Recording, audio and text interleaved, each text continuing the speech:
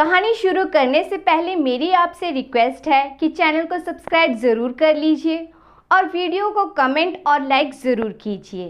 तो चलिए देखते हैं आज की कहानी।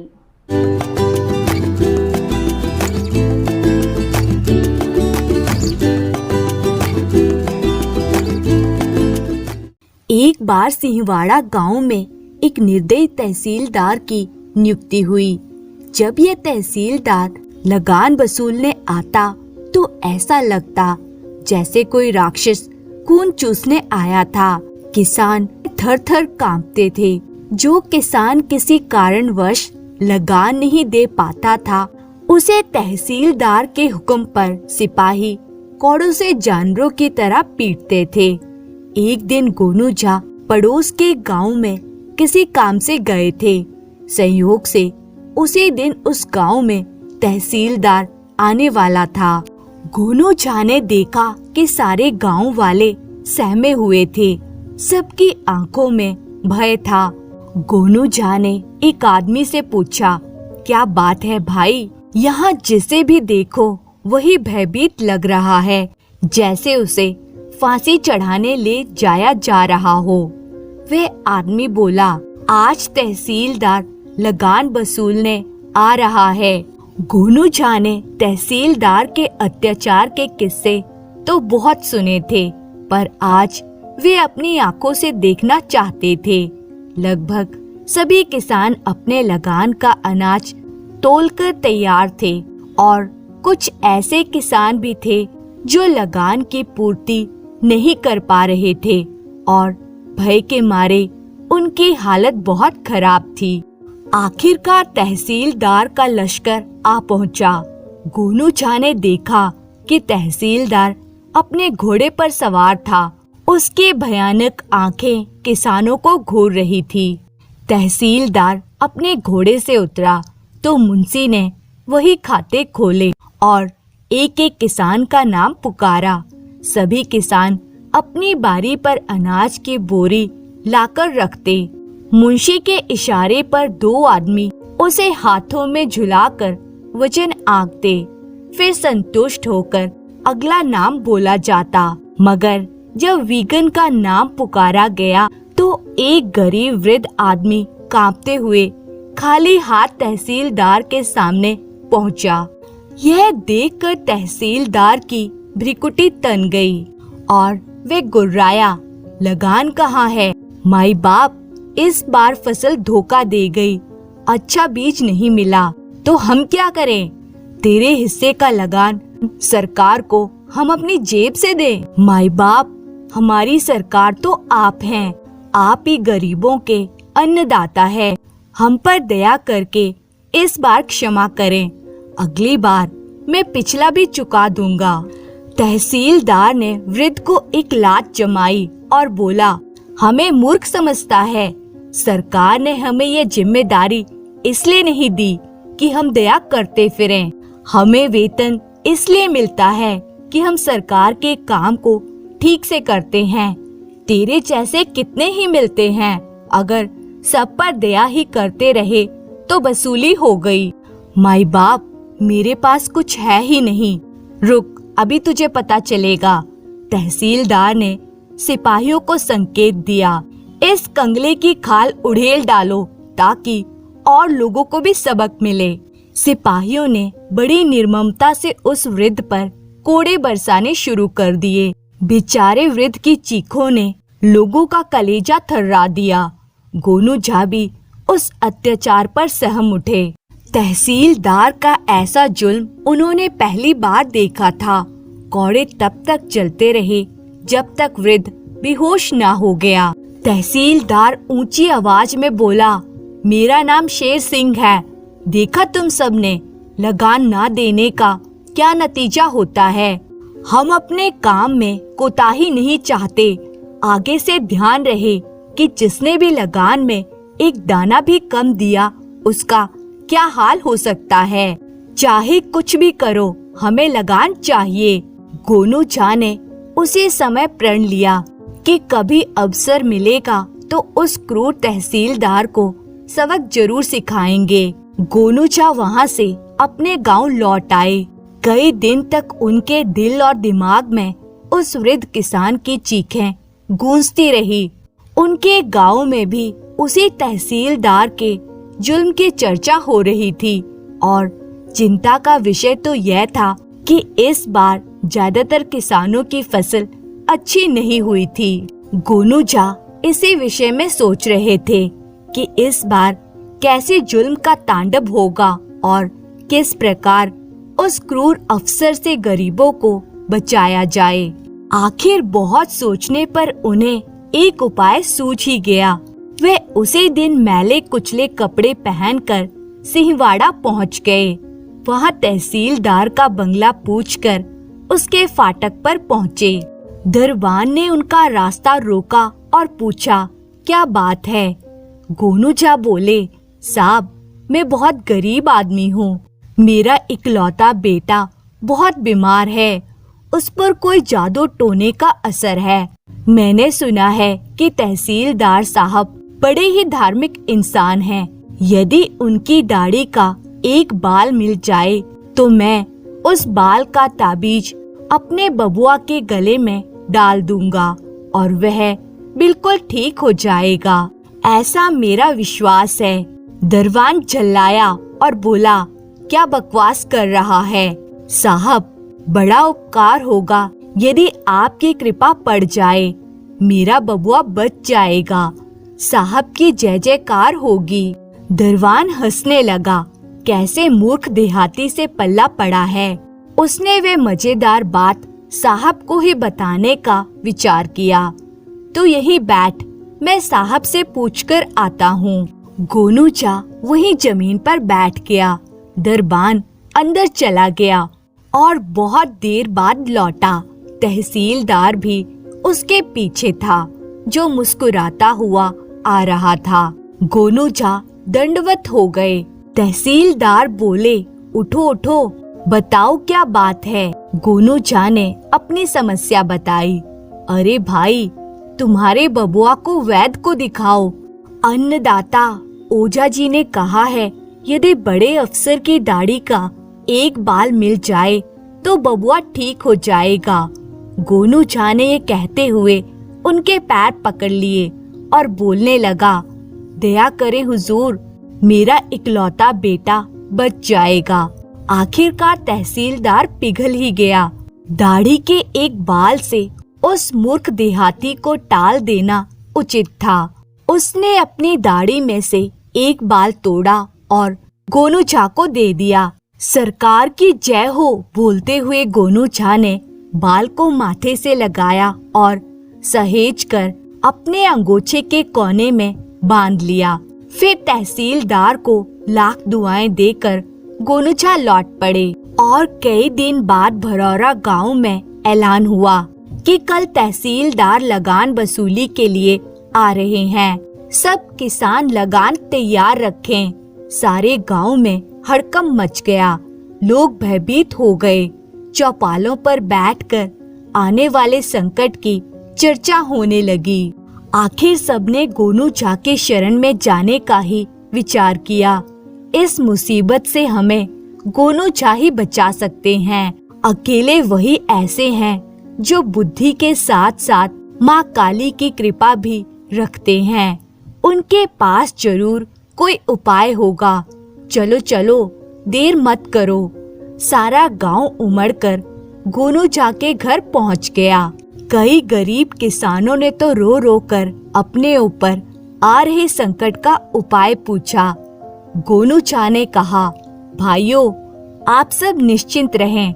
आप लोगों ने तो आज उस क्रूर अफसर के बारे में सोचा है, मगर मैं तो 6 दिन से उसी के बारे में सोच रहा था। मैं जानता था कि वह राक्षस एक दिन यहाँ भी आएगा और आतंक का नंगा नृत्य करेगा। गोनूझा, फिर तो आपने कोई उपाय भी सोच लिया होगा। सोच लिया है। मैंने एक योजना बना ली है जिससे उस अत्याचारी को सबक मिल जाएगा। आप सबको मेरा साथ देना होगा। गांव वाले बोले, आप जैसा कहेंगे हम वैसा ही करेंगे। फिर गोनूझा ने अपनी योजना बताई। सबने अपने अपने हिस्से का काम करने का वादा किया और अगले रोज ही तहसीलदार आ गया। तहसीलदार के गांव में पहुंचते ही गांव के लोग बोल उठे, तहसीलदार साहब की जय हो, माई बाप की जय हो। नारे गूंज उठे। सारा गांव दंडवत होकर तहसीलदार के सामने लेट गया। यह देखकर वह बड़ा चकित हुआ। ऐसा भव्य स्वागत तो उसका कभी ना हुआ था। उस गांव के लोग तो उसे देवता मान रहे थे। क्या कारण था? कहीं लगान ना देने का नाटक तो नहीं हो रहा है? अगर ऐसा है तो कोड़ों से सबकी खाल खिंचवा दी जाएगी। तभी एक जाना पहचाना चेहरा नजर आया, जिसे देखकर वह चौंक गया। अरे, यह तो वही गरीब किसान था जो अपने बबुआ के लिए उसकी दाढ़ी का एक बाल लेकर आया था। गोनू झा ने कहा, अन्नदाता, माई बाप, आप साक्षात भगवान हैं। आपकी दया से मेरा बबुआ बिल्कुल अच्छा हो गया। आपने मुझ गरीब के घर का दीपक बुझने से बचा लिया। तहसीलदार चकित था कि मात्र दाढ़ी के एक बाल से कोई बच सकता है, पर प्रत्यक्ष को प्रमाण की क्या आवश्यकता थी? वे किसान खुद तो कह रहा था। अनायास ही तहसीलदार साहब का हाथ अपनी दाढ़ी पर चला गया। वह गर्व से भर गया। अब उसे अपनी जय जयकार का कारण भी समझ आ गया। देहाती लोग ऐसे चमत्कारों के दास हो जाते हैं। यहाँ भी वही हाल था। गोनू झा ने ऊंची आवाज में कहा, गांव वालों, यही वो साक्षात ईश्वर है जिनकी कृपा से हमारा बबुआ अच्छा हो गया। इनकी चमत्कारी, पवित्र और दयालु दाढ़ी सर्वहितकारी और सर्व दोष निवारणी है। संसार का कोई भी असाध्य रोग हो, इन धर्मात्मा की दाढ़ी का एक बाल उसे क्षण भर में दूर कर सकता है। ये भगवान के अवतार हैं। जिसे भी कोई कष्ट हो, वह इन मंगलकारी दया सागर की कृपा दृष्टि से अपने कष्ट दूर कर सकता है। निर्धनता, रोग, अकाल आदि सबका हरण करने वाली चमत्कारी दाढ़ी है इनके पास। तहसीलदार ने सगर्व अपनी दाढ़ी पर फिर हाथ फिराया। तहसीलदार के मुंशी ने कहा, साहब, आपकी दाढ़ी में इतने गुण हैं और हमें पता ही नहीं। साहब मंद मंद मुस्कुराए, जैसे नवनिधि के दाता थे। मुंशी ने कहा, एक बाल मुझे भी दें साहब, मैं बे औलाद हूँ। सभी ने अपने अपने कष्ट बताए और दयालु बाल मांगा। साहब ने छाती चौड़ी कर कर इच्छाएं पूरी करना प्रारंभ कर दिया। गोनू झा की योजना गतिशील हो गई। सारा गांव दाढ़ी का एक एक बाल मांगने लगा। भीषण कोलाहल होने लगा। आपाधापी, धक्का मुक्की का माहौल बन गया। भीड़ अधिक थी। कहीं बाल खत्म हो गए और मैं रह गया, सोचकर लोग टूट पड़े। साहब का सुरक्षा दल दाढ़ी नोचने में आगे था। जरा सी देर में साहब का चेहरा ही लहूलुहान हो गया। वह जैसे तैसे करके वहां से जान बचाकर भागा। कुछ दिन बाद पता चला कि उन्होंने नौकरी से त्याग पत्र दे दिया था। गोनू झा ने उस क्रूर अफसर के अत्याचारों से गांव को इस तरह बचा लिया। धन्यवाद। किसी गांव में एक सुनार रहता था। वह बहुत गरीब था। पहले तो उसके पास काफी धन था, परंतु जब उसने सेठ करोड़ी मल के 8 लाख रुपए के हार में बेईमानी की, तो गांव के लोगों का उसके ऊपर से विश्वास हट गया और उन्होंने उससे अपने गहने बनवाने बंद कर दिए, जिसके कारण उसकी दशा दिन प्रतिदिन बिगड़ती चली गई और अंत में वह इतना गरीब हो गया कि उसके घर में एक समय ही चूल्हा जलता था। उस सुनार के पड़ोस में एक गरीब ब्राह्मण भी रहता था। दोनों अच्छे दोस्त थे। वह ब्राह्मण कथा आदि सुनाया करता था, जिससे उसे सारे लोग पंडित जी के नाम से पुकारते थे। एक दिन दोनों ने सोचा कि अब हमें कहीं पैसा कमाने चलना चाहिए, जिससे कि घर का पालन पोषण हो सके। ऐसा विचार करके वे शहर पहुंच गए। शहर में पहुंचकर दोनों ने एक अच्छा स्थान देखकर अपना अड्डा जमाया। सुनार तो गहनों आदि का लेन देन करने लगा और पंडित जी अपनी पोथी पत्रा फैलाकर बैठ गए। अब दोनों ने महीने भर में मेहनत करके कुछ पैसे कमाए। इसी प्रकार उन्होंने 6-7 महीने काम करके कई हजार रुपए बचा लिए। जब 6-7 महीने हो गए तो सुनार ने कहा, पंडित जी, अब तो हम अपने गांव जाना चाहते हैं। अब तक बहुत कमाया, अब घर चलना चाहिए। आपको चलना है या नहीं?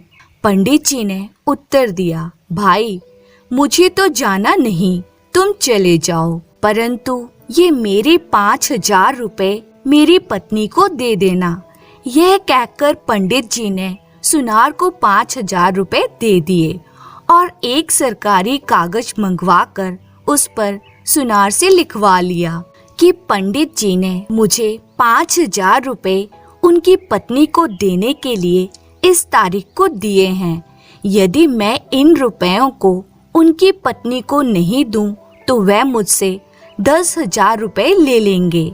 यह लिखवा कर पंडित जी ने सुनार के हस्ताक्षर कराए और कागज को अपने पास रख लिया। इसके पश्चात सुनार चला गया। वह घर पहुंचा तो उसने 10,000 रुपए अपनी पत्नी को दिए और सब हाल सुनाकर कहा, इसमें से 5,000 रुपए पंडितानी को दे आओ। यह रुपए चलते समय पंडित जी ने उसके लिए दिए हैं। लेकिन उसकी पत्नी ने कहा कि तुम यह रुपए पंडितानी को क्यों देते हो? पंडित आकर हमारा कुछ बिगाड़ थोड़ी लेगा। सुनार ने उसे बहुत समझाया, लेकिन वह नहीं मानी। अंत में उसने पंडित जी के रुपए भी अपने पास रख लिए। जब पंडितानी ने सुना कि सुनार अपने घर पर आ गया है तो वह दौड़ी दौड़ी आई। उसने सुनार से पूछा कि पंडित जी ने हमारे लिए कुछ नहीं भेजा है, वे अभी 2-2.5 महीने बाद आएंगे। पंडितानी बेचारी चुप होकर अपने घर चली गई। कुछ दिन बाद फिर वे आई और पूछा कि पंडित जी की कोई चिट्ठी तो नहीं आई। यद्यपि पंडित जी की एक चिट्ठी आई थी। कुशल मंगल पूछने के बाद लिखा था कि रुपए तो पंडितानी को मिल ही गए होंगे। अब मैं 2 महीने बाद वापस आ रहा हूँ। इसलिए सुनार ने वे चिट्ठी भी नहीं दिखलाई, क्योंकि इससे भेद खुलने का डर था। अब पंडितानी तथा उसके बच्चे भूखे मरने लगे। कभी कभी पंडितानी पंडित जी का हाल चाल सुनार से पूछने आ जाती, लेकिन उसे टका सा जवाब मिलता। 2 महीने बाद पंडित जी एक दिन 25,000 रुपए और कमाकर घर लौटे। इधर सुनार भी 20-25,000 गांव में कमा चुका था। पंडित जी जब अपने घर पहुँचे तो उन्होंने अपने लड़के को पुकारा। उसकी पत्नी समझ गई कि पंडित जी आ गए हैं। उसने झट से दरवाजा खोला। पंडित जी बड़े ही हट्टे कट्टे हो गए थे। शहर में उन्हें अच्छा खासा खाना पीना मिलता था, किंतु जब वे अपने घर में घुसे तो उन्होंने देखा कि उसकी पत्नी तथा बच्चों की बड़ी बुरी सी हालत हो गई है। कपड़े तथा शरीर तो इतने गंदे दिखाई देते थे कि मानो अभी धूल में लेटकर आए हो। घर की ऐसी बुरी हालत देखकर उन्होंने अपनी पत्नी से पूछा, घर की ऐसी हालत क्यों हो रही है? उसकी पत्नी ने कहा, आपने तो वहाँ पर सोच ही लिया था कि मैं घर की कोई सुध ही नहीं लूंगा, चाहे जो भी हो। जब घर के सारे स्त्री बच्चे मर जाएंगे तब घर लौट के जाऊंगा और घर में अकेला आराम करूंगा। पत्नी की बातें सुनकर पंडित जी ने कहा, कैसी बातें करती हो? मैंने तो मित्र सुनार के हाथ 5,000 रुपए और एक चिट्ठी भी तुम्हारे लिए भेजी थी। पत्नी ने कहा, क्यों झूठ बोलते हो? तुमने रुपए कहाँ भेजे थे? 5,000 रुपए और चिट्ठी? मुझे तो पता नहीं। मुझे तो 1 पैसा तथा कागज का एक छोटा सा टुकड़ा भी नहीं मिला। पंडित जी को शक हुआ कि कहीं सुनार ने चिट्ठी और रुपए दबा तो नहीं लिए। वे झट से अपनी पत्नी को लेकर सुनार के यहाँ पहुँचा। सुनार ने पंडित को देखते ही समझ लिया कि यह रुपयों के बारे में कुछ कहने आया है। पास आने पर सुनार बोला, राम राम पंडित जी, कहो कैसे आना हुआ? पंडित जी ने राम राम करते हुए कहा, क्यों भाई, तुमने रुपए और चिट्ठी तो बिल्कुल दबाकर रख लिए हैं। सुनार ने चौंकने का नाटक करते हुए कहा, कैसी चिट्ठी और कैसे रुपए? पंडित जी ने झट से वे कागज जिस पर शर्त लिखी हुई थी दिखलाया। लेकिन सुनार बोला, मुझे कुछ नहीं पता, तुम मुझे बेवकूफ बना रहे हो, मुझसे रुपए ऐंठना चाहते हो। पंडित समझ गया कि यह ऐसे रुपए नहीं देगा। वे वहां से सीधे कोतवाली पहुँचे और कोतवाल साहब से कहा कि उस सुनार ने मेरे 5,000 रुपए दबा लिए हैं, मेरे रुपए मुझे दिलाने की कृपा करें। इतना कहकर उन्होंने वे शर्त वाला कागज कोतवाल को दिखाया। कोतवाल ने कागज देखा तो उसे विश्वास हो गया कि रुपए पंडित ने सुनार को दिए थे।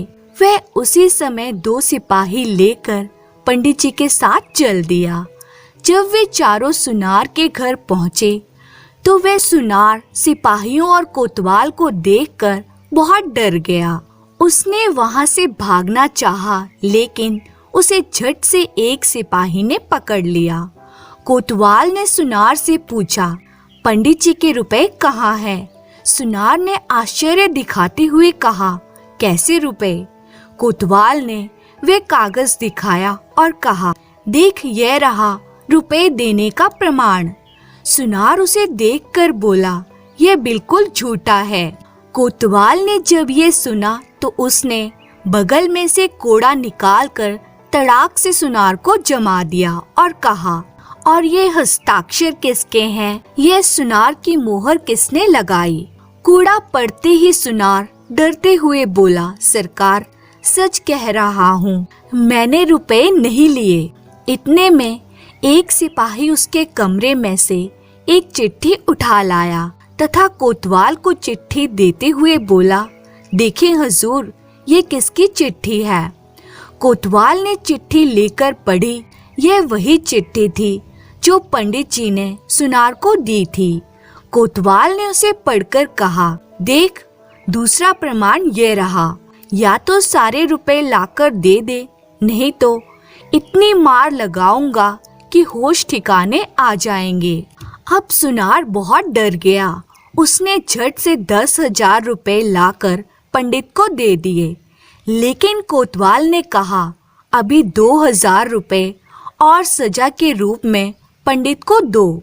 आखिरकार उसने 2,000 रुपए और लाकर पंडित को दे दिए। पंडित प्रसन्नता पूर्वक अपने घर चला गया। कोतवाल सुनार को हथकड़ी पहनाकर जेल ले गया। उसे 1.5 वर्ष की सजा हो गई। कुछ दिनों में उसके घर का बचा कुचा धन भी समाप्त हो गया और उसकी पत्नी को मांग मांग कर अपना गुजारा करना पड़ा। बेईमानी का यही नतीजा होता है। धन्यवाद।